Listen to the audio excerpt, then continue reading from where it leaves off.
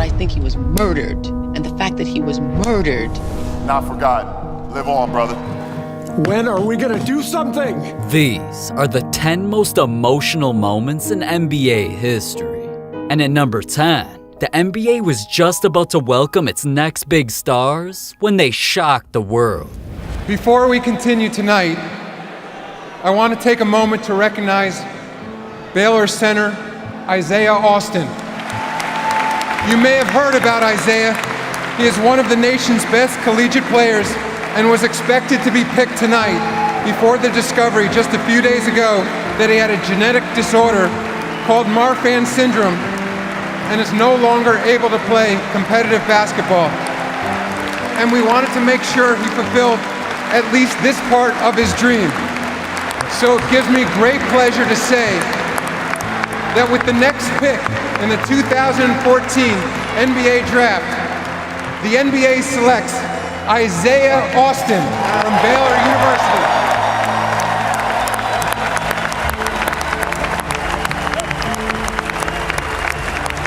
He just whispered in my ear that, I'll be a part of the NBA family forever. My whole life I'd worked so hard for this moment.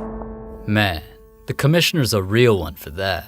But at number 9, a player had an entire stadium fearing for his life. This is the guy that's probably hit the biggest shot in Cavs history. They're going up. Oh my goodness. Hayward came down so hard. Okay, Hayward broke his leg. Hayward has broken his leg. Hayward has broken his leg.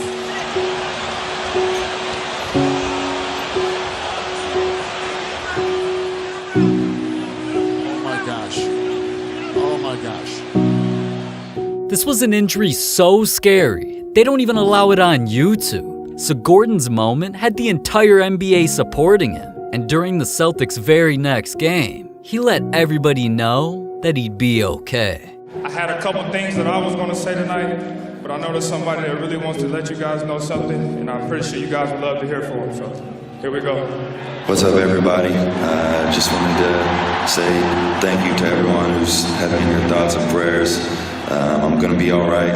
Hurting me that I can't be there for the home opener, but I'll be supporting you guys from here and wishing you the best of luck. Kill it tonight. Thanks, guys.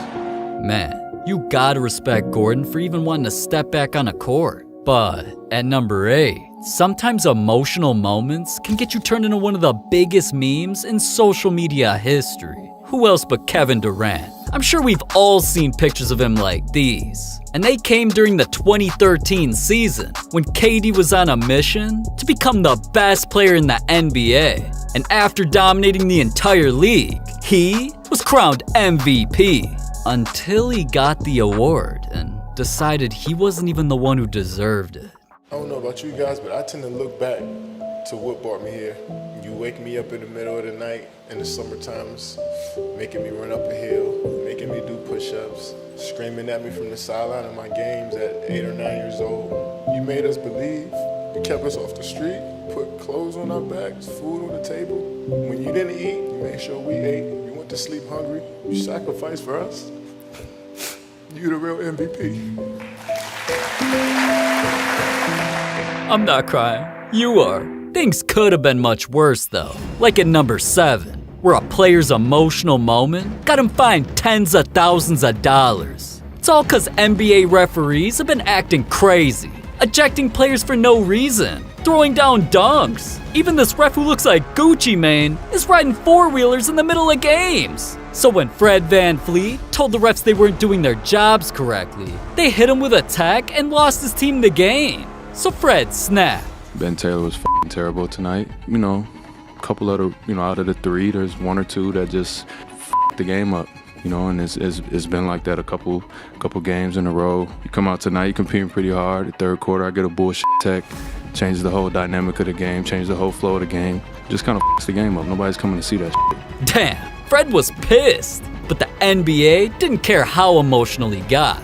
They fined him $30,000 just for speaking out against the refs. But just getting fined some money isn't nearly as emotional as number 6. Cause James Harden did something crazy for his biggest fan. Harden may look intimidating, but he cares more about his fans than pretty much any other NBA player. so he spends a lot of time either giving back or praising them. These fans is probably the best fans in the NBA. You know, a lot of fan bases say that, but like ride or die, like probably the best fans in the NBA. So when Harden heard that his biggest fan was suffering from a life-threatening tragedy, he had to get involved. Last week, a gunman killed 3 people and injured 5 more at Michigan State University, and one of the surviving students is 20-year-old John Howe, and he is a huge fan of James Harden. And according to a GoFundMe page, Howe's injuries, they've left him paralyzed from the chest down. So after reading about his story, James Harden stepped in. He sent sneakers, including one pair that was game worn, to the hospital for Howe. He contributed to his GoFundMe, set up to alleviate some of the medical bills, and he spent time encouraging the young man. Everything is working so much. You're strong. You're all right. Hope you're all right. I promise you are. All right? Yeah, for sure. I love when you're smiling, too. I love when you're smiling. All right? I'm with you. I got some gifts for you, too. I got some things coming your way. Hope you need some encouragement. You know what I mean? All right. Wish you let me know if you need anything else. Okay, thanks. Gotcha. Harden told me that he wanted to brighten John's day, even if it was just for 1 minute. And he knows that John's life, it's never going to be the same. And Harden, he said he gave John his phone number, made sure to let him know that they will FaceTime again soon. And hopefully, Harden told me, John will be able to come to one of his future games. So we are thinking of you, John. James Harden, that is an incredible gesture. Man, for Harden to be so famous and still care about that one person speaks a lot more about who he is than anything he does on the court. But at number 5, getting emotional on the court ruined Russell Westbrook's entire family's lives. Westbrook's trade to the Lakers was supposed to be special until he hit the court and forgot how to shoot a basketball. Wants to use the window and hit the top of the glass. Misses like those had everybody clowning Westbrook. Westbrook, I'm a biggest fan. Westbrook. What you call me? Westbrook. What? Russell Westbrook. He's your biggest fan. Look. No, don't disrespect my name. Russell Westbrook. You know it, and I know it. What I'm disappointed with Westbrook is, where's that Westbrook go coast to coast dunking on people? So Westbrook became Westbrook. The problem was, his entire family shared the last name, so the jokes were even hurting them. And that made Westbrook reach his breaking point. I haven't done anything to anybody. I haven't hurt anyone. I haven't done anything but play basketball. Once it starts to affect my family, my wife, even today, my mom said something about it today, and it affects them even going to games. Like, I don't even want to bring my kids to the game because I don't want them to hear people calling their dad nicknames and out of their names for no reason. It really kind of hit me the other day. Honestly, I was, me and my wife was at a teacher-parent conference for my son, and the teacher told me, she's like, Noah, he's so proud of his last name. He writes it everywhere. He writes it on everything. He tells everybody, he walks around and says, I'm Westbrook, that's his last name.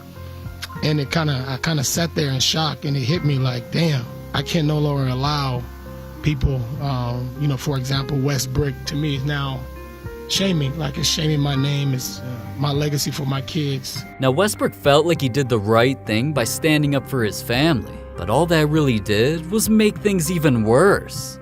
I tell you what it hadn't done, it hadn't bothered him enough to play better. What about that, Chris? Has that thought ever crossed his mind? He can't shoot. Oh. He can't shoot. It ain't gonna make him shoot better. And it didn't just happen on TV. Social media was filled with Westbrook posts. People literally dropped Westbrook merch. Someone even sent him an entire diss track to his DMs. Okay, let's talk about these shots and why you taking them. All these bricks, man, you could fucking build a stage with them. What's up with your shot, man? They all backboard, so bold, yeah, can't switch no net. You selling for a check? Damn, you gotta feel bad for Westbrook. All that just to get traded across the street. At least it didn't go as far as number 4, where a player's emotional moment got him clowned by the biggest comedian in the world. If there's one thing to know about Kawhi Leonard, it's that he's the least emotional athlete of all time. I mean, most people think he's a robot. The man doesn't know how to fist bump. He can't give a speech without sounding awkward. Hey. Kawhi doesn't even know when his teammates are just joking around. Look at the look he's giving. So the one time he thought something was funny, it turned to one of the most viral moments in NBA history. how would you describe yourself, and what would you like people to know about you? I'm a fun guy. Obviously, I love the game of basketball. I mean, there's just more questions you have to ask in order for me to tell you about myself. I just can't give you a whole spiel. I don't even know where you're sitting at.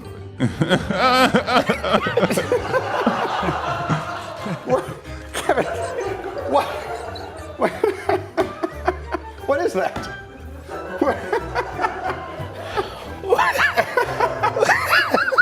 What just happened?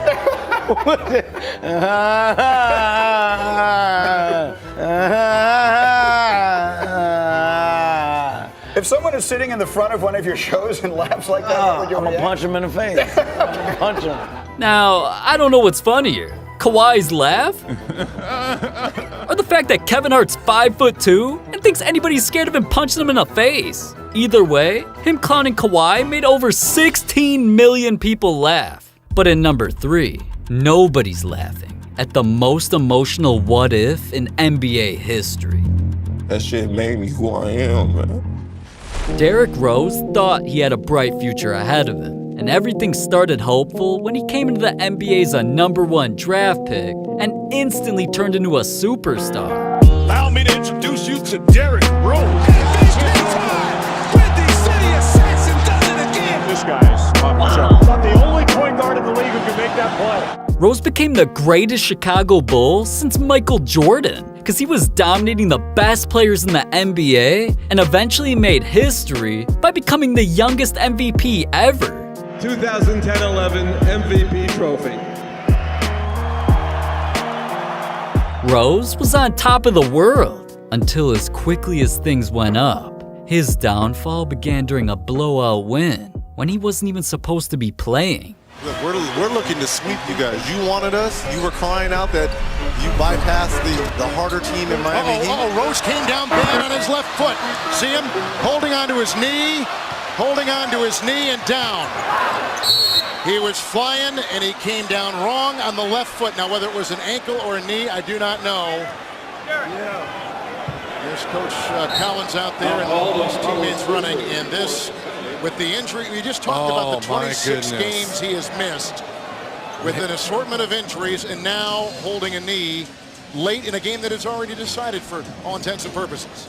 Rose landed wrong and suffered one of the scariest injuries in basketball, a torn ACL. Rose was immediately forced into rehab, where he hoped he'd eventually return to the court like nothing ever happened. Until that day came, and he couldn't escape more devastating injuries or people doubting him. Derrick Rose, as far as I'm concerned, is finished. And I don't mean finished. I don't mean finished as an NBA player. Yeah. I don't mean finished as a great NBA player. I mean finished as the Derrick Rose we've all known. All of this negative attention even made Rose start doubting himself. Stories leaked about fans running into him and saying, "You're the man," and he'd respond with, "Nah, I used to be." Rose didn't know where his career was headed, but a part of him still wanted to succeed. Then while he was giving an emotional interview, it's like he could sense something bad was gonna happen. I'm so nervous right now. I don't know why. Why you want to talk to you? Yeah, because he's in New York right now. Yeah, you just got that last night. I hope nothing didn't happen. All right, Rose interview, take 4, marker. A big separation. Here it is. What's up, B?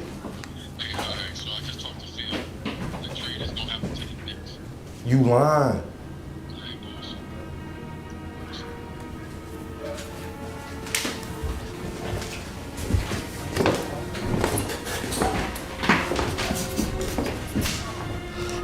You serious?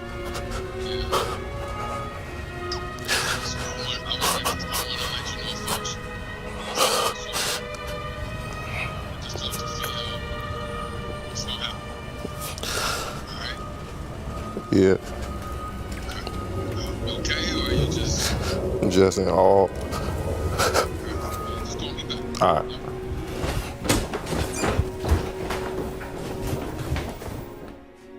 It's funny how everything plays out. shy. It's shy, man. That shit made me who I am, man.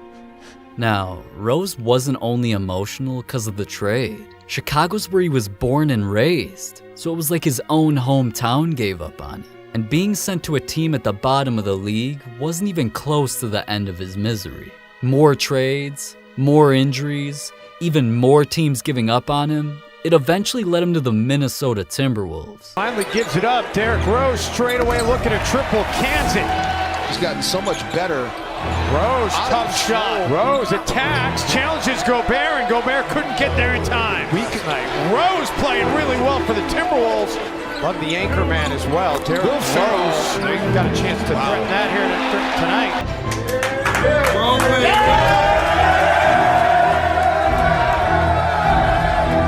Nick, how impressive was D. Rose last night? This was shocking. That night was meant to be. It was meant to happen. Even when a superhero is knocked down, he's still a superhero at the end of the day. And Derrick Rose showed why he's still a superhero. At number 2, Michael Jordan had an emotional moment because the closest person in his life was murdered. 2 18-year-olds accused of murdering the father of basketball star Michael Jordan appeared in court. The murder of MJ's father was unexpected, and something not even the greatest basketball player ever knew how to deal with. But for MJ to just sit there and be sad wasn't an option. I mean, I know he had to pass, but I think he was murdered. And the fact that he was murdered is a searing kind of pain. I mean, have you dealt with that? Have you accepted the fact he was murdered? No, because I'm a very optimistic person to a sense that I don't look at the real bad part of it. I look at no matter what happened to my father, he's not here. Yeah. So he's passed to me. I want to look at it in a good sense. In fact, he decided to use his father's murder as motivation.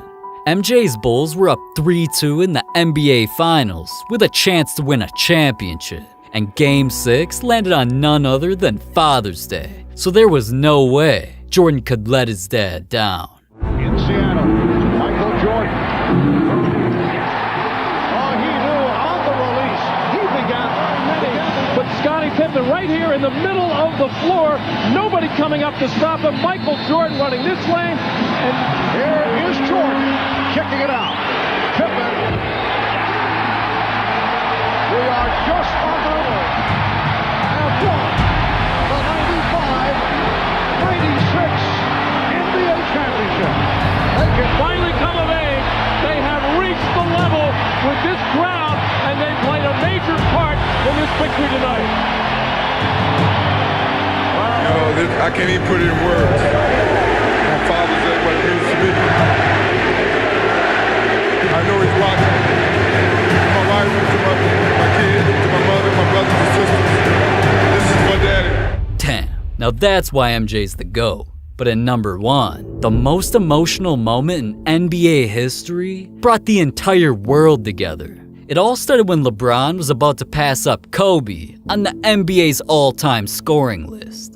There's James, goes across the lane, lays it up, and lays it in. And there it is. He just became the third leading scorer in NBA history, passing Kobe Bryant. And after that history was made, Kobe tweeted a congratulations. But if only the world knew, those were the last words Kobe would ever send out. Good afternoon from New York. We're coming on the air with breaking news, very sad news to tell the sports world. The LA Times is reporting that retired Los Angeles Lakers basketball star Kobe Bryant has been killed in a helicopter crash. This was the last thing that anybody expected, so it had the entire world shook. I mean, nobody could even talk about this situation without tearing up. I'm devastated. Just devastating. Obviously, I found out a few minutes after the reports came out, and I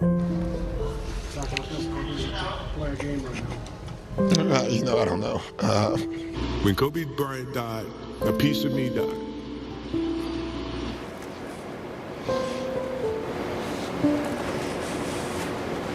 After that, players everywhere all started their next games with 8-second violations as a tribute to Kobe's jersey number. Then the Lakers had a Kobe night, where every player wore his jersey number and even got introduced as Kobe before LeBron gave a heartfelt speech. So in the words of Kobe Bryant, Mamba out, but in the words of us, not forgotten. Live on, brother.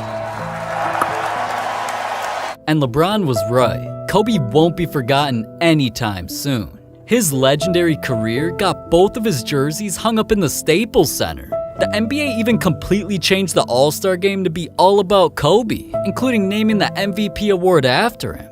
The Kobe Bryant All-Star MVP trophy. Kobe brought together an entire city.